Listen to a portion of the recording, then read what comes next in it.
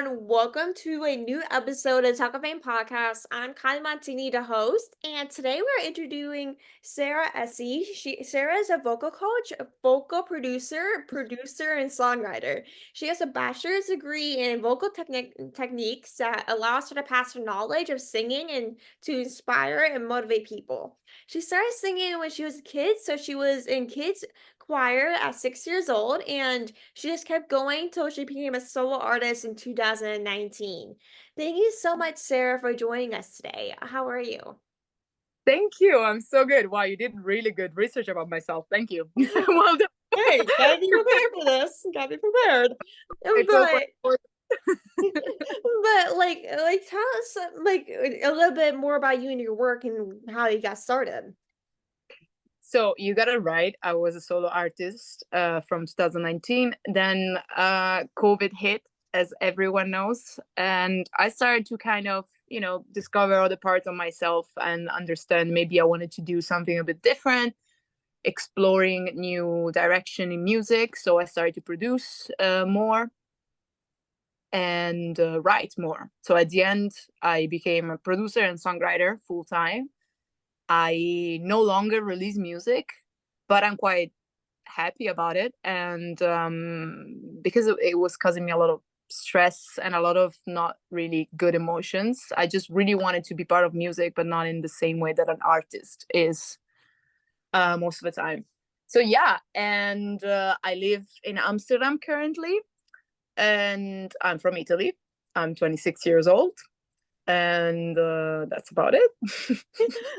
I'm like, once you told me you were from Italy, I'm just like, okay, invite me because I always wanted to be from Italy, like go to Italy at one point. I never been, but Italy has always been one of the places that I always wanted to go to. Whenever it says someone's from Italy or something, I'm like, marry me, please. Like, take me anywhere. Italy is a beautiful country. I mean, I'm close to Milano, so that's usually where people are like, oh my God, Milano. Honestly, Italy is for sure one of the most beautiful countries in the world, I would say. And the food is great, and everything is such a paradise. Yeah, it I truly is. I didn't find a place for myself.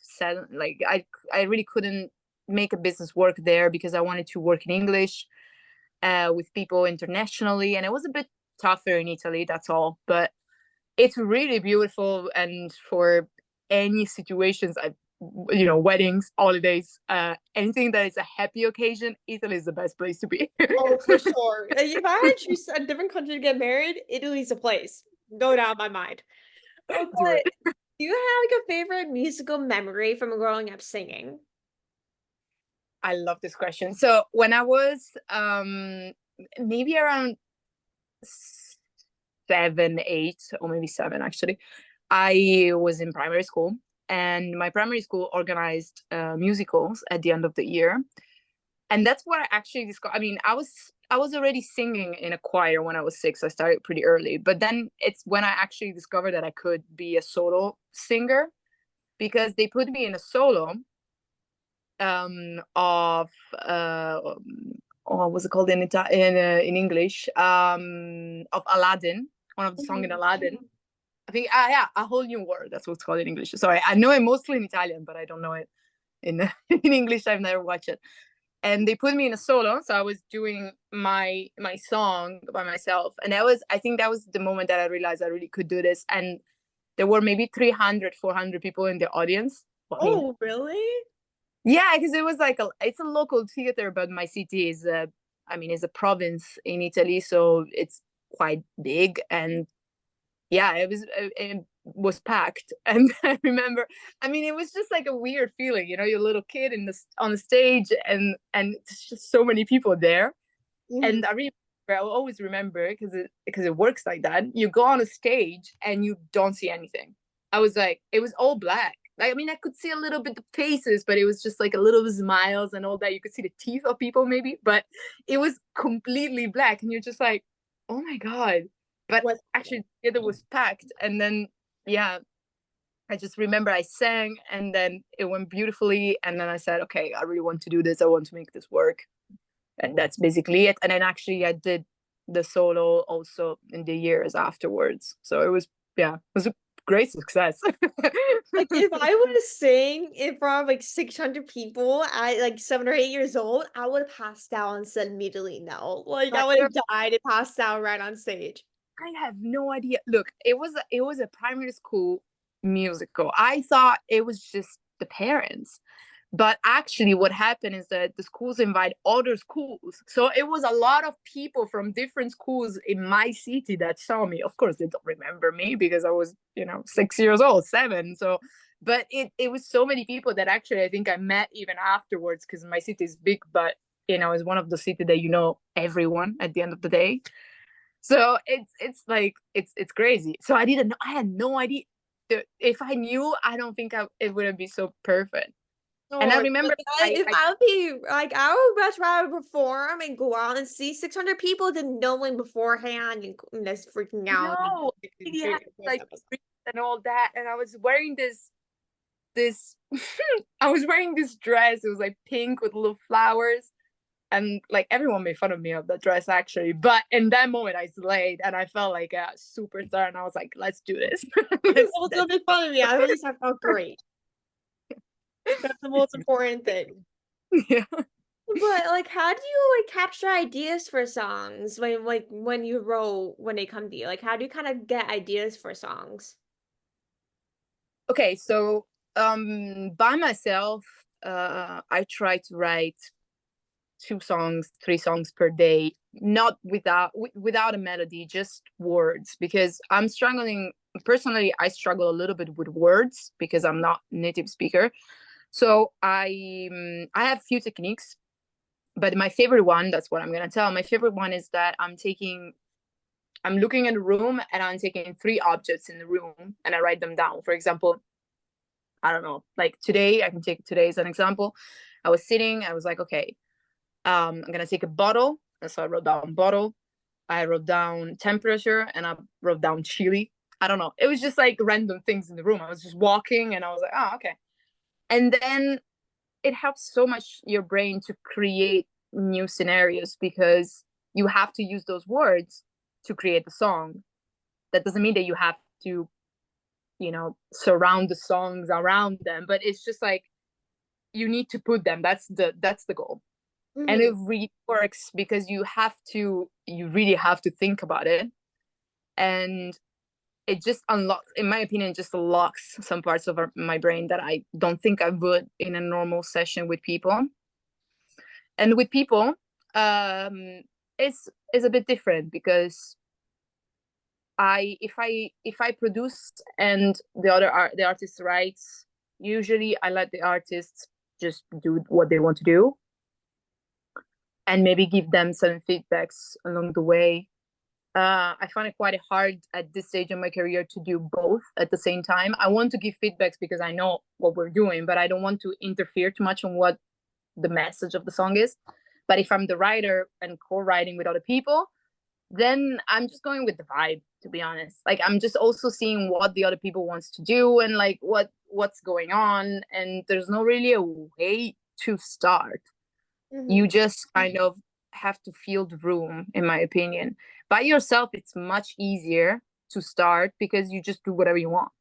But Yeah. if you're with other people, yeah, you have to kind of read the room, understand what they want to do, what the direction they want to do, and jump in if it's necessary. Because sometimes something works and you don't have to go and interfere, You have Hmm. to take your position and you really have to know when it's right to go, no, maybe we should write this instead.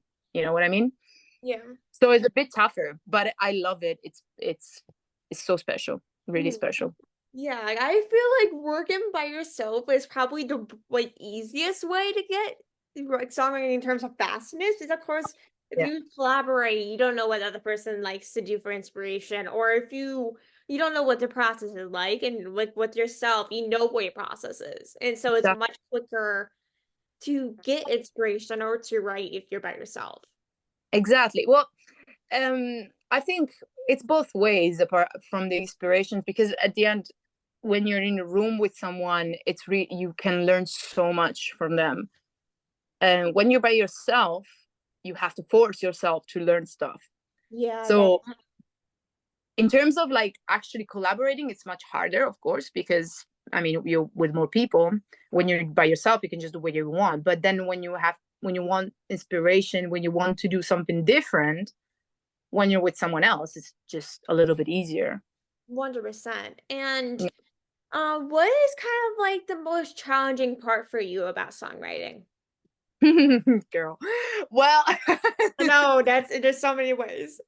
there's so many. Well, I think to me to is to convey a message that isn't being used already. Mm, Because man, there's so many songs on Spotify and everywhere, and you want to be original. Like you want to write something that no one has written before, but actually yeah. you're never gonna do that. It's, I mean, I wouldn't say it's impossible, but it's quite hard to do that. 100%. But to me, I think it's like actually just finding something, yeah, something not, I wouldn't say original, but it's just something that it really resonates with the artist and it really resonates with something that has never said before. And yeah, I think that's the most difficult part of songwriting. And also, another thing can be a bit writer's block, which I think Ooh. everyone, even not songwriters, even writers, even, you know, painters, it's not writer's block probably, but it's that artist block that you don't know what's going on. And that's the thing when you have to go, like, you have to grind on them. You just have to go with it. You can't stop. In my opinion, when you stop, really, you lose it more than when you try. You don't have to push yourself so hard, but you still have to do something about it, because otherwise you get, in my perspective at least, you're gonna kind of dig deeper and you just try and you're like completely blocked for longer. If you kind of try in smaller parts, again, don't push yourself so hard, Mm, then you will unblock it. That means, for example, when I write writer's block, if I write maybe 3 songs, which again, it's just lyrics, but if I write 3 songs a day, maybe whenever I just thought I write one or half one, like not even one song completely, but at least something that will give you, okay, I can do this, a bit of motivation. You know what I mean? So I mm. think those are really the hardest things and the most difficult parts in songwriting. Yeah. Yeah, like I totally agree because of course with writer block, it can be a good and bad thing. Of course, you can write different songs, but also it helps you connect with other people while doing so. But also with coming to inspiration, it's very hard to not make sure that the song or name is not similar to this person's song or that person's song. It's very difficult because the song might be similar and it might be copyrighted. Or even Yeah. like the tone the song takes and everything, these things that's outside the Yeah. lyrics, like that can be even copyright as well. So it's like it's like that's probably also hardest part about being music as well as trying to figure out like, okay, like is this thing a person similar to someone else's that has the same name and Yeah. songs? I know with a lot of people, a lot of songs have the same name but different artists. Yeah. And I feel like, I mean, we have a lot of options with, chords and melodies and all that, but so many has been done already. Like so much has been done, and you can, yeah, you have to dig deeper in yourself or with the artist to find something that it's really not being used. But most of the time, a chord progression is probably already used. You know what Mhm. I mean? Yeah. And that's also writing. I mean, in a different way, but it's still composition. So it's, yeah, you have the risk to fall into something that is already being made. So Hmm. then you have it interesting. That's why I started producing as well, because you have to make it interesting in a different way. You have to try new things with maybe the sound design of it, and yeah, just the genres and all that, because chord progressions, I mean, there's so many possibilities, but come on, it's been so many years that people are doing music, and it's, yeah, I mean, a lot of them are being used already. And Yeah, especially in 2024, it's getting better, but also getting worse at the same time. oh, true. It I mean, yeah. depends on the person, an artist who wants to actually do that. Well, I mean, a part of course, it's also the social media world. It's making everything a little bit more superficial, in my opinion. Like, I think it's great to use. So I use social media to promote what I do. But there's so many songs that you get 20 seconds of it, and that's it. And then maybe the song has been released that you don't even like it. You just like that 20 seconds because it's Yeah. like dopamine to your brain. So yeah, I mean, as you said, 2024, but honestly, onwards, like even next year and probably in 10 years, until we have this kind of warped world around us that is just like 20 seconds, 20 seconds, 20 seconds, music is gonna be different. Yeah. Music is definitely getting a different direction for what it was before. Mhm. Absolutely. Yeah, Yeah, you're right. Because I know like a lot of people they use those 20 seconds to put out the good lyrics in that song. Then when people listen to that song when it's of released, course. the whole song's at the best. It's horrible. And and it's the only good part is the 20 seconds. and I do the same. Huh? I mean, that's the way to promote your music. But then, yeah, I mean, that's the risk that you take. Yeah. Once it's out, you don't know if actually it's gonna be liked 100%. Yeah, So yeah, unless until it's sure. released and you never know. Well, you just know that Mhm. part was kind of like a little preview, people call it. You just know that For preview. sure. You don't know the actual full song to it's released, to say a week later, for Yeah, example. yeah, absolutely, absolutely, exactly. But to wrap this episode off, I have some little fun questions for you to end this episode off. Let's Do go. you, do you prefer writing or singing? Oh, okay. Uh, it's very hard. I Yeah, I at totally the get moment at the moment now Sarah, now Essy is preferring writing, but on the core, I'm a singer. I mean, I started with singing, so I would say writing. Okay, let's start with writing. That's a good one. I know it's like your two favorite things. Like, how are you supposed to choose between two things you love? Like, it's like your babies a little bit. It is. It is. But like, what is your favorite movie or show at the moment? Movie or show? Mhm. I'm a big sucker of comedy. Big. Oh, Like me too. honestly, I rewatch stuff. It's quite scary, but I do. I rewatch stuff a lot. Me The too. Office. I'm literally queen of rewatching everything. I love Girl. rewatching. I do more rewatching than actually starting something new. No, me too. Same. It's crazy.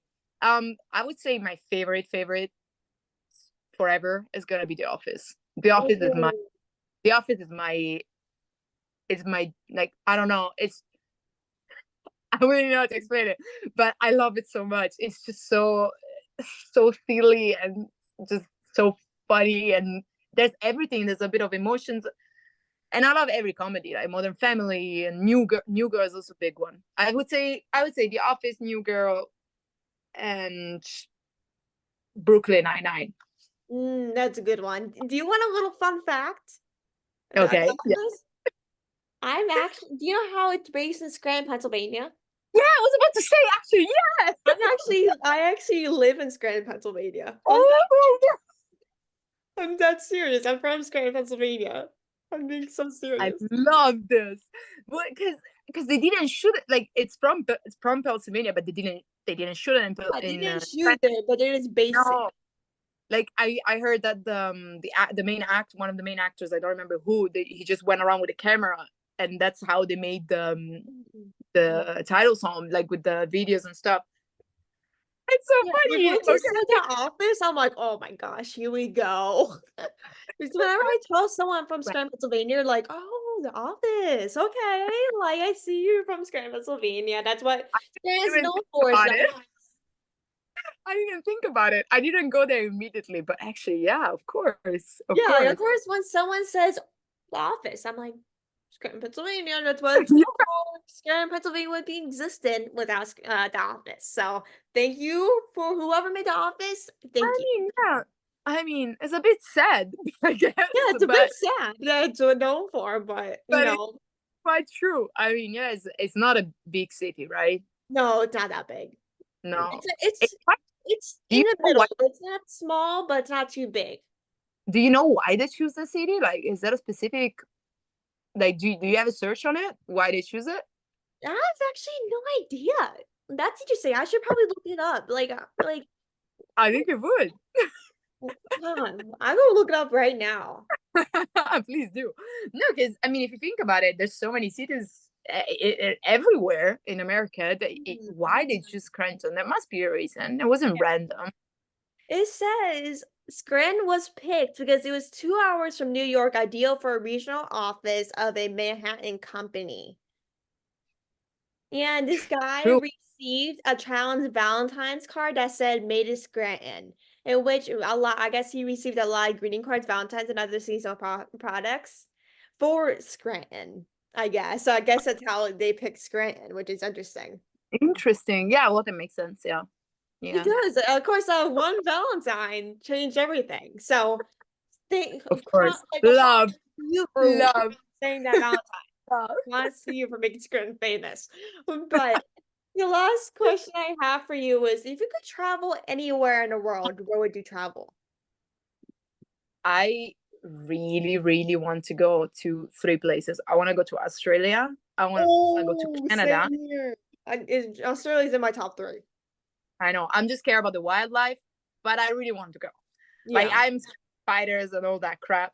I really am, but I really want to go. And then Canada, because I don't know, I just feel like I would feel nice. I would feel nice there.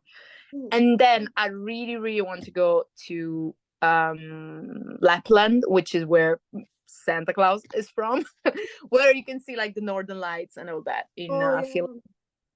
That's a great choice. Like what part of Australia do you want to go to? Honestly, I don't know. I think I would just go maybe on a road trip. Mm, great I choice. think I that's would love to like go into like Sydney or Melbourne. Those are probably the places I would love to go to if I had to go to well, Australia. for sure has to be that. But also, I feel like there's a lot of in Australia where it's not a city that you can see. Like it's just a different. To me, that I'm from Europe, I think it's just a completely different world. It's the same when I went to the US. It's just a completely different world, and it's just very interesting to me to see it. And that's why I also wanted to do a road trip in the US. It's just a little bit harder, but also in Australia it's hard. But it's just like I don't really know where to go in the US as a road trip. I mean, I guess I could do like parks and all that, but yeah, I mean, I think when you go with a car and you go around a country, whatever country it is, you just see a different sides of it, and it's just beautiful. Yeah, And because also, I really every like. state or country is very different in every way. Like there's so many different things. Of course, some countries are similar, but every country or state is very different. Yeah, of course, of course. But that is honestly the perfect way to wrap up this episode. Uh, I hope everyone loved listening to the episode. I know this is probably one of my favorite episodes. Probably the funniest one ever, honestly. I Thank hope you so everyone much. enjoyed listening. Make sure to subscribe and review. Make sure to go check out Sarah on her social media and her work. But thank you so much, Sarah, for coming on and joining us today. Thank you so And much I for. know we've been trying to do this, and I'm Yeah. glad we've been trying, like, got it done. And I really appreciate you coming on and taking the time. Time zone, y'all. I Hard. know it's crazy. Different countries stick together. Time zones. That's why I hate time zones. FYI, I hate time zones. But thank you so much, Sarah, for joining us today. I love chatting Thank with you. you. Yes, me too. I really enjoyed it so much. Thank you so much for having me. Thank you for contacting me. And yeah, I mean, I hope maybe I can come again to talk about other things Of course, if you're you want. always welcome to join. You're always welcome. But I hope you have a great rest of your day. Thank you. Well, it's night, so Well, I might go night. soon.